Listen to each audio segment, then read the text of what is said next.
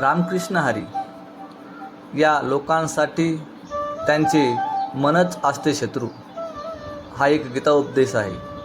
श्रीकृष्णाने गीतेमध्ये सांगितले आहे की जे आपल्या मनावर नियंत्रण ठेवू शकत नाहीत त्यांचे मन स्वतःच शत्रूसारखे काम करते. मन खूप चंचल आहे आणि आपलं काम त्याला नियंत्रणात ठेवणे आहे. नाहीतर ते आपल्या हिताच्या नसलेल्या अनेक गोष्टी आपल्याला करायला लावू शकतात. जीवन जगण्यातील सुख आणि आनंद कशात आहे?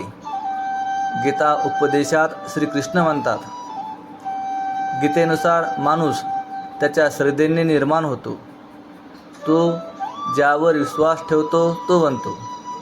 त्यामुळे सत्कर्म करत असताना नेहमी स्वतःवर विश्वास ठेवावा.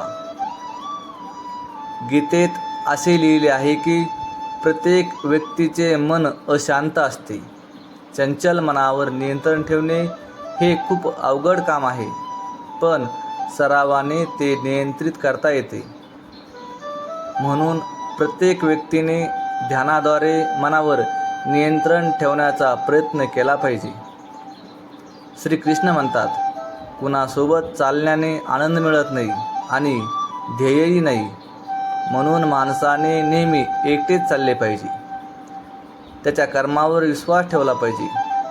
गीतेमध्ये श्रीकृष्ण म्हणतात, सर्व सत्कृत्ये सोडा आणि फक्त स्वतःला पूर्णपणे भगवंताला समर्पित करा.